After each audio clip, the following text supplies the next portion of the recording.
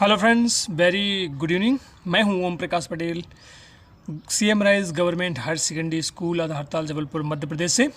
आज मैं 9वीं वार्षिक परीक्षा फ़िलहाल जो 11 अप्रैल 2023 को आज ही संपन्न हुई है, उसका मैं हल लेकर के लगभग आ गया हूं। और मैं कोशिश मैंने की है कि ज़्यादातर मैंने सॉल्व किया है। और आप बिल्कुल भी शंकालु प्रवृत्ति में मत होइएगा, बिल्कुल सारे जो उत्तर हैं लगभग मैंने वेरीफाई करने के जो है आपको जो है बताने का प्रयास किया है। फिर भी अगर कोई चिंता है, कोई समस्या आती है तो आप मुझे मैसेज कीजिए। चलिए तो शुरू करते हैं फिलहाल बिना समय को व्यतीत किए। देखिए, जैसा कि आपके सामने पेपर रखा हुआ है, प्रश्न पत्र जिसको हिंदी में बोलते हैं, कक्षा 9वीं वार्षिक परीक्षा 2022-23 अंग्रेजी, ठीक है, एमपी बोर्ड का है, ये हिंदी मीडियम वालों का है। चलिए चलते हैं। तो सबसे पहले आपको मालूम है विद्यार्थियों की सेक्शन ए में 2 पैसेज होती हैं और दोनों पैसेज 5-5 अंक की होती हैं। जैसे कि ये लिखा है 1/1 मल्टीप्लाई बाई 5 मतलब 5। तो इसको पैसेज को 1 ग्लैंस में देख लेते हैं, इसके बाद फिर चलते हैं। तो once Mahatma Gandhi father bought him the book Shravan Pitru Bhakti नाटक, he read it with great interest. He was very pleased when he saw the picture of Shravan carrying his blind present to holy places. The picture had a great effect on him. Here is an example for you to copy. He said to himself, he could never forget Shravan's love for his parents. One day, Mahatma Gandhi got his father's permission to see the play Harishchandra. He liked the play so much that he watched it many times. He acted the role of Harishchandra again and again. Day and night, he asked himself, why should not all be truthful like Harishchandra? The play made him cry. It inspired him to follow the path of Satya even in difficult times. चलिए इसका मैं थोड़ा सा सारांश बता देता हूँ। एक बार क्या हुआ था कि महात्मा गांधी के जो पिताजी थे, बॉट मतलब लाए, ये बाई मतलब खरीदना, और बॉट मतलब उसका सेकंड फॉर्म या थर्ड फॉर्म, हाँ सेकंड फॉर्म यहाँ पे लाए, उसे बुक लाए।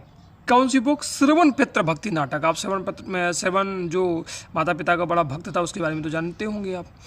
इट उसको जो है उसने बड़े इंटरेस्ट के साथ, ग्रेट इंटरेस्ट के साथ में पढ़ा। रीड मतलब पढ़ना। और वो बहुत खुश हुए, प्लीज मतलब बहुत खुश हुए। कब? जब, व्हेन मतलब जब क्या किया, सा मतलब देखा, पिक्चर ऑफ श्रवण की पिक्चर को देखा। कैसे? कैरिंग मतलब ले जाते हुए हिज ब्लाइंड पेरेंट्स, क्योंकि श्रवण के माता पिता कैसे थे दोस्तों? अंधे थे। टू होली प्लेसेस, तो चारों धाम की यात्रा कहते हैं, श्रवण जो है कराते थे अपने माता पिता को पवित्र स्थानों में ले जा करके। और द पिक्चर जो चित्र थे हैड अ ग्रेट, बहुत प्रभाव डाले किस पे? महात्मा गांधी पे। हिम का मतलब महात्मा गांधी। हियर क्या होता है कि हियर मतलब यहाँ एक एग्जाम्पल है, फॉर मतलब के लिए, यू मतलब आपके लिए, टू कॉपी मतलब अनुसरण करने के लिए, आपके लिए एक एग्जाम्पल है कि आप अनुसरण करें। किस चीज़ का? उन्होंने कहा खुद से। किससे कहा? खुद से। महात्मा गांधी ने खुद से कहा कि ये तो एग्जाम्पल है कि मैं इनका क्या करूं, अनुसरण करूं। तो कुड नेवर फॉरगेट, कभी फॉरगेट मतलब भुला पाए। श्रवण लव्स, श्रवण के प्यार को, फॉर हिज पेरेंट्स, श्रवण का जो प्यार अपने माता पिता के लिए था उसको कौन नहीं भुला पाया? ही मतलब महात्मा गांधी नहीं भुला पाए।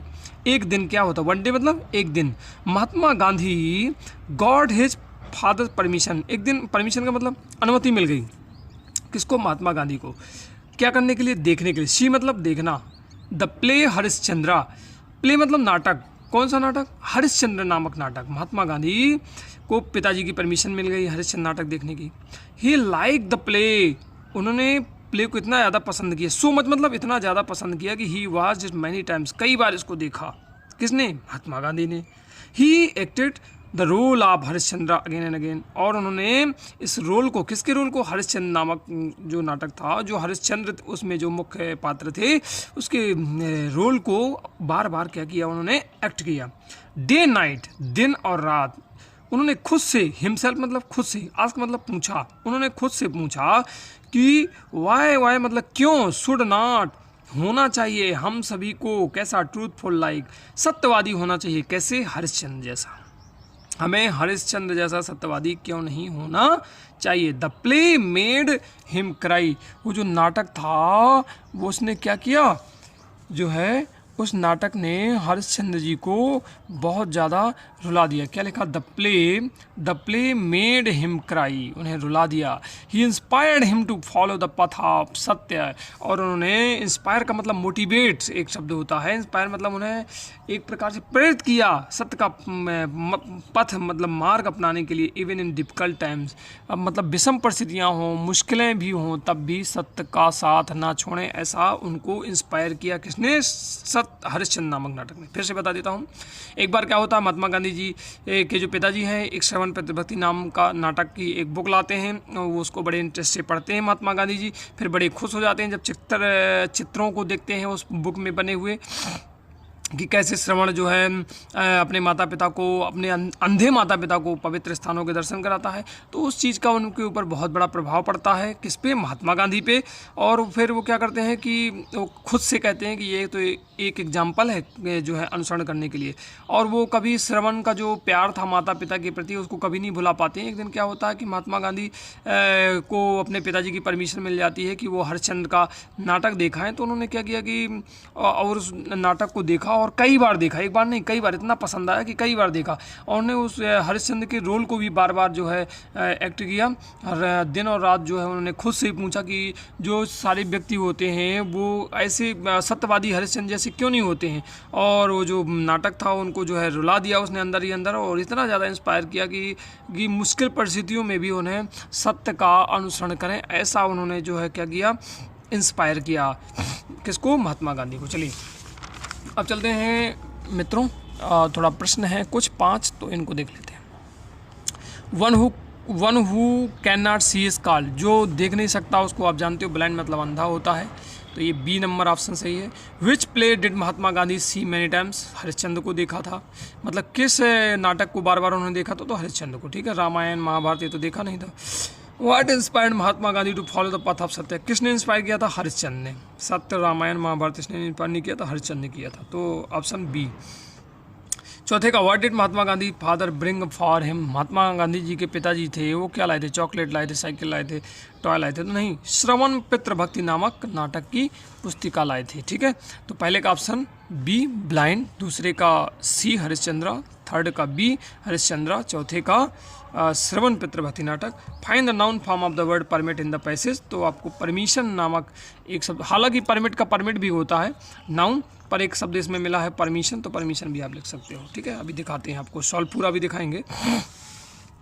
Read the following passage carefully and answer the question given below it. दूसरा पैसेज है 5 नंबर का। दोस्तों मेरे साथ बने रहिएगा, छोड़िएगा नहीं, अभी मैं बहुत इंटरेस्टेड चीज़ आपको आगे बताने वाला हूँ, बहुत ही शानदार, देखिएगा।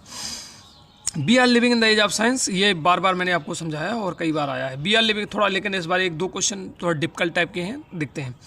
We are living in the age of science, हम साइंस की दुनिया में रह रहे हैं। प्रत्येक दिन new invention are being made for the good of humanity, मनुष्य की भलाई के लिए बहुत सारे इन्वेंशन रोज रोज होते हैं। The scientific invention began after an industrial revolution of 1789 के बाद जो है औद्योगिक मतलब इंडस्ट्रियाँ लगना शुरू हो गई, औद्योगिक लगना शुरू हो गई विद इन दीज 200 ईयर्स। ये 2 वर्षों के अंतराल में science has made a wonderful progress, बहुत ज़्यादा अच्छा विकास, आश्चर्यजनक प्रोग्रेस किया। किसने? साइंस ने, विज्ञान ने। The aeroplane is one of the most important invention, और उन्हीं इन्वेंशन में से जो एरोप्लेन तो आप जानते होंगे, ये सबसे महत्वपूर्ण इन्वेंशन है आप साइंस का ड्यूरिंग द मॉडर्न एज, आधुनिक युग में। It is the fastest means, सबसे फास्ट चलने वाला साधन है। कौन? ट्रांसपोर्ट के लिए नॉन सो फार अभी तक का। आपको मालूम है कि क्योंकि ऊपर से उड़ता है वायु मार्ग से, और इसको बीच से यहाँ से मतलब कि बहुत ज़्यादा टर्निंग नहीं लेनी पड़ती, तो सीधे बहुत इसके लिए रास्ता नाप लेता है और बहुत जल्दी पहुँचा देता है। An aeroplane resemble a flying bird in the same, कैसे करता है ये, कैसे रिजेंबल करता है ये? चिड़िया के आकार की तरह होता है, इस तरीके से अपने आप को बना के उड़ाता है। Inside there are seat for the passenger, इसके अंदर जो मतलब यात्री भी, पैसेंजर मतलब यात्री भी बैठ सकते हैं, मतलब सीट्स होती हैं बैठने के लिए। And a cabin for the pilot, जो पायलट होता है उसके लिए कैबिन होती है। The cabin is called cockpit, ये प्रश्न शायद आएगा। It has an engine that is work by petrol, petrol से चलता है aeroplane. It is all made of metal, धातुओं से बना होता है। And can fly at a very high speed, बहुत तेज उड़ सकता है। कौन? एरोप्लेन। बिफोर टेकिंग अप का मतलब उड़ने से पहले, it runs on the runway, पहले थोड़ी देर चलता है सम डिस्टेंस तक थोड़ी स्पीड में, फिर एकदम से उड़ जाता है। Then it suddenly hops up, छलांग लगाता है, एंड अर्थ के ऊपर, एंड टेक्स अप, और ऊपर उड़ जाता है। ठीक है, ये आपको मैंने समझाया। अब चलते हैं प्रश्नोत्तर की ओर। हाँ, पहला, the scientific invention began after industrial revolution of, आपको मिला 1789, बी नंबर ऑप्शन एकदम करेक्ट है। The cabin for the pilot is called cockpit कहा जाता है, ये भी बार बार आपने पढ़ा है। An aeroplane has an engine that is work by petrol से चलता है। फाइंड, ये थोड़ा अलग टाइप का प्रश्न है। Find the word from the passage which is opposite of the word land. Land मतलब होता है नीचे उतरना, लैंड मतलब जमीन भी होता है, लेकिन इस पैसेज से ढूंढना है तो पैसेज में एक टेक ऑफ, मतलब लैंड का मतलब उतरना होता है, और टेक ऑफ का मतलब ऊपर उड़ जाना होता है। तो टेक ऑफ शब्द आया, अभी हम आपको ऑप्शन दिखाते हैं। The noun form of the word resemble is resemblance होता है, समान, सदृशता इसका मतलब होता है ना।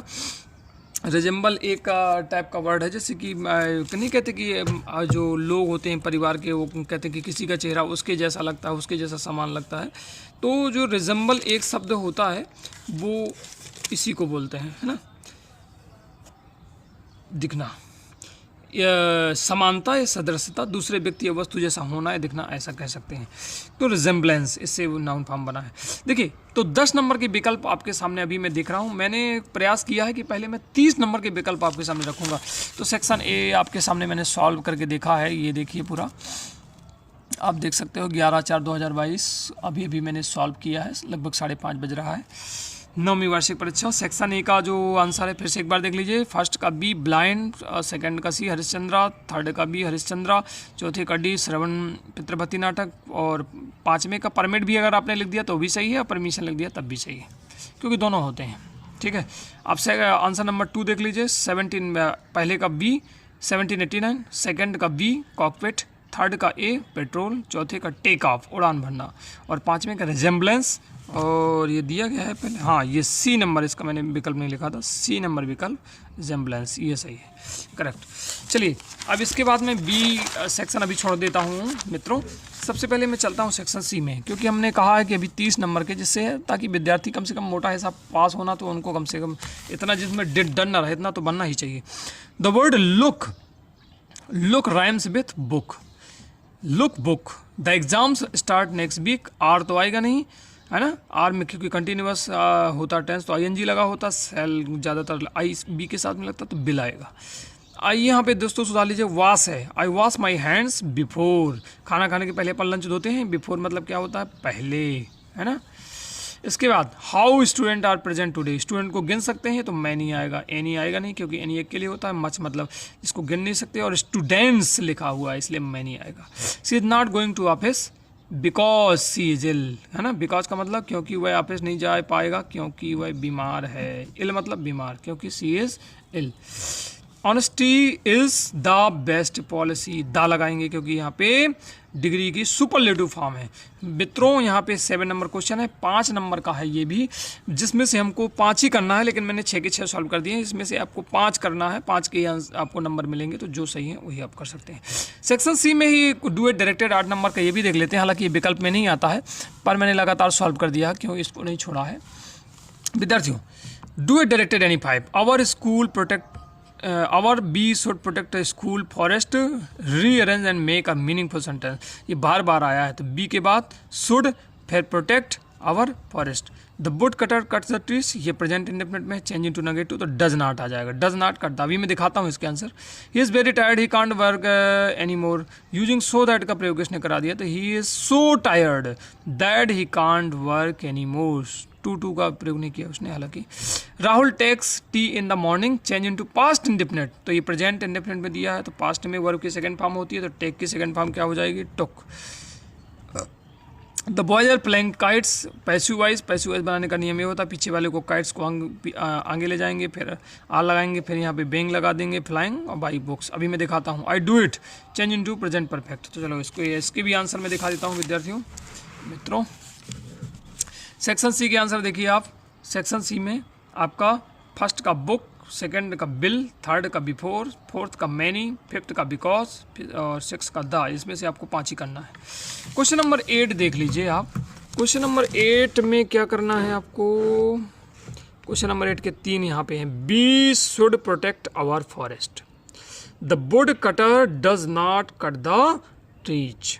ही is so tired that he can not या कांट वर्क एनी मोर। ठीक है जी।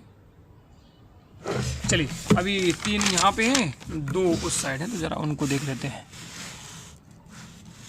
ये है Rahul. Rahul took the tea in the morning, मतलब टुक्स की जगह आपने टुक लिख दिया। Kites are being flown, fly flew flown, और वर्ब की थर्ड फॉर्म क्या होती है फ्लाई की? Flown by the boys. और 6 नंबर है आई हैव डन इट। इसमें भी 5 करना है, जो आपको सरल लगे वही करना। I have done it. चलिए मित्रों, इस तरीके से अभी हमने सेक्शन ए से 10, सेक्शन सी से 10, 20 नंबर का लगभग सॉल्व किया है, जिसमें से थोड़ा ग्रामर 8 नंबर की कठिन डिफिकल्ट हो सकती है आपको, लेकिन डोंट वरी, परेशान मत होइए। सेक्शन डी देख लेते हैं। Answer the following question. Section D में एक आध दो प्रश्न थोड़ा हटकर आए हैं, पर कोई बात नहीं। 9वां, what did the teacher in the real book do. जो है आपने द फन दे हैड वाला जो लेसन है, तो टीचर क्या करते थे आपको पता है कि इसमें ज़्यादा कुछ नहीं है, जिसमें से विस्तार से दिया। टॉट थ्रू द कंप्यूटर्स के थ्रू पढ़ाते थे, गिव ऑनलाइन लेसन देते थे, taught and give question in person देते थे। ये तो पुराने ज़माने की बात थी कि वो पढ़ाते थे और प्रश्न देते थे होमवर्क के रूप में। Mail them in the lesson, तो मेल की कहीं बात नहीं आई है, तो वहाँ पे ऑनलाइन स्क्रीन की बात आई है, तो हमने इसका आंसर ये चुना है, टॉट थ्रू कंप्यूटर्स। ठीक है, हालांकि ये भी नहीं आया है, पर कोई बात नहीं, पहला ही आंसर इसमें से करेक्ट होगा। सेकेंड, केजिया वाला लेसन तो अच्छे से याद है। केजिया के फादर कुड नॉट प्ले, खेल नहीं सकते थे, बिकॉज क्योंकि वो ही was too tired after work, काम करने के बाद थक जाते थे जब शाम की आती थी। ही वाज ग्रैंड राक्षस थे, ही वाज ओल्ड, बहुत बूढ़े थे, ऐसा कुछ नहीं है, थक जाती थी। डॉक्टर अर्निंग वर मिग्री। मिग्री का मतलब होता है अल्प, अल्प रूप से, तो अल्प का मतलब यहाँ this suggest that the income the doctor was, तो क्या करते थे, डॉक्टर की जो अर्निंग थी वो मिग्रो में थी, मिग्रा थी। तो इसका मतलब होता क्या है, तो मॉडेस्ट का मतलब थोड़ा अल्प या बहुत ही कम होता है। वेरी हाई का मतलब बहुत, बेल पैड का मतलब अच्छा खासा मिल रहा है, ल्यूक्रेटिव मतलब बहुत ज़्यादा। तो इसमें जो करेक्ट आंसर है द मॉडेस्ट ही होगा आपका, है ना, मतलब A. How was Santosh attracted to mountain climbing. Santosh जब पढ़ने गई थी तो जब वो देखती थी बगल में उसकी पहाड़ी थी, तो वो लोगों को चढ़ते हुए देखती थी, यार ये लोग कहाँ चढ़ रहे हैं। फिर जाके उनसे मिलती है, पूछती है कि कहाँ चढ़ रहे हो, तो इसका इसीलिए आंसर डी होगा। Watching some people going up the Aravalli hills from the hostel room. उसके बाद उसकी जिज्ञासा बढ़ी और वो भी उनके साथ हो लेती है। इसमें 4 विकल्प हैं विद्यार्थियों, इसके भी आंसर हम आपको बता ही देते हैं। तो कहाँ गए, हाँ, सेक्शन डी के हमने क्वेश्चन नंबर 9 देख सकते हैं आप। क्वेश्चन नंबर 9 के जो करेक्ट आंसर है, फर्स्ट का A, taught through computers. Second का C, he was too tired after work. Third का ए, मॉडेस्ट। फोर्थ का D, watching some people going up the Aravalli hills from the hostel room. अब आता है 10A। ओम Shri Ram. 10A में देख लीजिए विद्यार्थियों, 10A आपको 3 नंबर का जो है एक एक्सट्रैक्ट लिया गया है। और Evelyn Glennie, loss of the hearing, आपको पता चल गया होगा कि किससे, the sound of music, hearing had been gradual, her mother remember noticing something was wrong when. क्या है, इवलिन ग्लेनी जो है अपना जो है सुनना जो है धीरे धीरे लॉस कर चुकी थी, सुन पाने की क्षमता। हर मदर जो उसकी माँ थी उनको याद था नोटिसिंग समथिंग वाज रॉन्ग, तो उसकी माँ देख रही थी कि कुछ ना कुछ गड़बड़ हो रहा है। When the 8-year-old Evelyn was waiting to play the piano, जब ये वेटिंग कर रही थी, इंतजार कर रही थी, पियानो एक वाद्य यंत्र होता है बजाने के लिए, तो दे कॉल्ड हर नेम, तो उन्होंने उसको बुलाया, किसको, इवलिन को। एंड सी डिडंट मूव, और वो वहाँ से मुड़ी नहीं। इसका मतलब या तो ये जिद कर रही है और या तो फिर वो सुनाई नहीं दे रहा, तभी नहीं मुड़ रही है। आई सडनली रियलाइज, ये माँ कह रही है उसकी, I suddenly realise she hadn't heard, मुझे अनुभव हुआ कि ये सुन नहीं पा रही है। सेज इजाबेल ग्लेनी, ये माँ का नाम था इजाबेल ग्लेनी उनकी, है ना। For quite a while, Evelyn managed to conceal her growing deafness from friends and teachers. थोड़ी देर के लिए क्या किया, जो ये लड़की थी तो अपने डीपनेस को अपने मित्रों टीचर से बचा के रखा। बट बाय द टाइम, मतलब ऐसा नहीं होता कि किसी को समझ में ना आए, मुझे सुना नहीं दे रहा, but by the time she was 11, कब की, कितनी की थी, 11 की थी। हर marks had deteriorate and her head mistress, उसके मार्क्स कम आए होंगे, तो उसकी जो प्रधानाध्यापक यहाँ, जैसे हमारे यहाँ होती है ना प्रधानाचार्य फिर प्राचार्य महोदय, तो उसकी जो उनने क्या किया, पेरेंट्स को बुलाया और टेक हर टू स्पेशलिस्ट, उन्होंने कहा कि यार इसको किसी को दिखाओ, ये गड़बड़ लग रही है। तो यही बात है यहाँ तक। चलिए इनके आंसर देख लेते हैं। हालांकि इसी के आंसर इन्हीं से ढूंढना था, बड़ा सरल था ये। देखिए, Evelyn loss of hearing took place at birth at the age of 8, ये लिखा हुआ है at the 8 year old. Evelyn manage to hide her deafness from, तो हर फ्रेंड्स, ये लिखा हुआ फ्रॉम फ्रेंड्स एंड टीचर, तो क्या जाएगा हर friends. Who urged her parents to take her to a specialist, किसने जो है इच्छा करी थी कि इसको स्पेशलिस्ट को दिखाया जाए, तो उनकी जो हेड मिस्ट्रेस थी। तो मित्रों 4 नंबर का वह क्वेश्चन नंबर 9 में 10A में 3, तो 4 4 3 7 नंबर, और 3 नंबर का ये एक पोयम है, उससे भी 3 नंबर का आता है। चलिए इसको भी देख लेते हैं।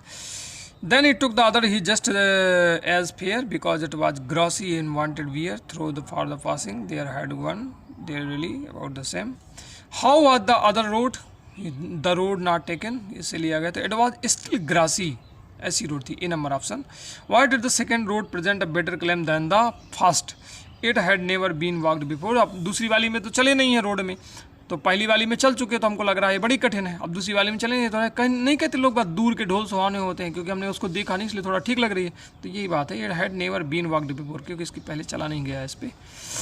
इसके बाद है हु वाज कंपोज द अब पोयम, तो इस पोयम को लिखने वाले रॉबर्ट फ्रॉस्ट हैं, जिन्होंने इस पोयम को लिखा है। ठीक है, इस तरीके से 3 नंबर के विकल्प ये होते हैं। अब थोड़ा कंक्लूड कर लेते हैं कि हमने कितने नंबर का सॉल्व किया है। देखिए मित्रों 10B में ज़रा देख लीजिए। फर्स्ट का ए ऑप्शन, सेकंड का ए ऑप्शन, और थर्ड का ये। फर्स्ट का it was still grassy, it had never been walked before Robert Frost. अब देखिए सेक्शन ए में 5-5 के 2, तो 10 नंबर।